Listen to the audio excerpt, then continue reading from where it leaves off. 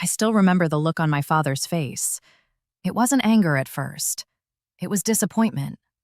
That hurt more than anything. We were standing in the living room when my sister started crying. She said she didn't want to say anything, but she had to tell the truth. Then she looked straight at me and said I stole $20,000 from Dad. I felt my chest tighten. I couldn't even speak. That money was something Dad always talked about. He said it was his safety net. Hearing my name tied to it felt unreal, like I had stepped into someone else's nightmare. I told him I didn't take it. I told him he could check everything. My sister kept crying, shaking her head, saying she trusted me, but the money was gone. She sounded so sure.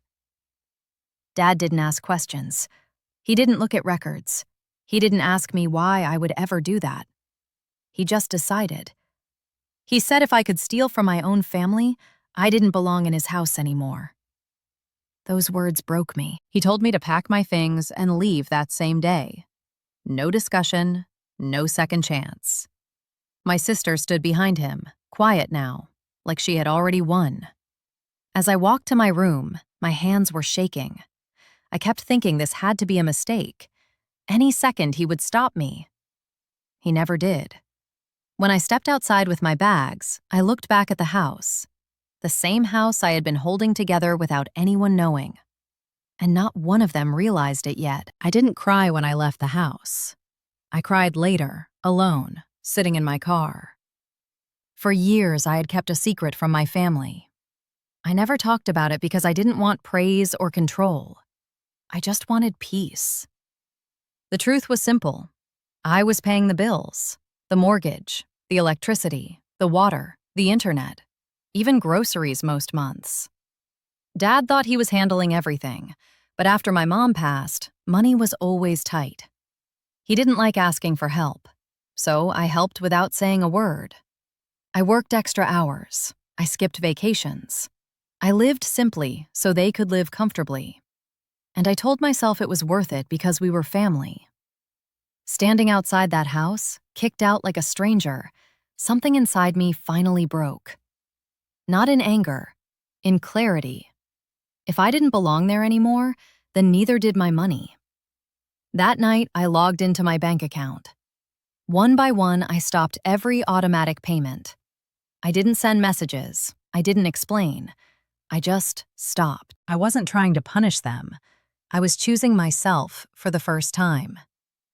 Then I turned my phone off and drove away, not knowing what would happen next, but knowing I was done being invisible. For the first week, nothing happened. Then the messages started. At first, they were small complaints. The internet was slow. The lights flickered. Dad thought it was just bad luck. 2 weeks later, the power shut off. My sister called me, angry and confused, asking if I knew what was going on. I didn't answer. Late fees showed up. Past due notices followed. The fridge grew empty faster than anyone expected. My sister stopped posting pictures online. The house didn't feel comfortable anymore. Every problem made Dad more frustrated, but he still didn't think of me. Until the eviction warning arrived. That's when panic set in. Dad called me for the first time since he kicked me out. His voice wasn't angry. It was tired. He asked if I could help just this once. I stared at my phone for a long time before responding. And for the first time, I told him the truth. I told my father everything. I explained how long I had been paying the bills. I told him about the automatic payments and the extra hours I worked to keep the house running. I didn't raise my voice. I didn't accuse anyone. I just spoke the truth. There was silence on the phone. Then my father started asking questions. Real questions. The kind he should have asked from the beginning. He checked the bank records. He followed the money. That's when he saw it clearly. The $20,000 never disappeared because of me.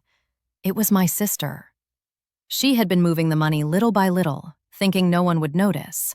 But once Dad looked closely, the proof was everywhere. My father called back later that night. He apologized. He said he was wrong. He asked me to come home and help fix things. I told him no. Not because I hated him, but because I finally understood my worth. I had already rebuilt my life. I was peaceful. I was free. And I wasn't going to return to a place where lies mattered more than trust. I wished him well and ended the call.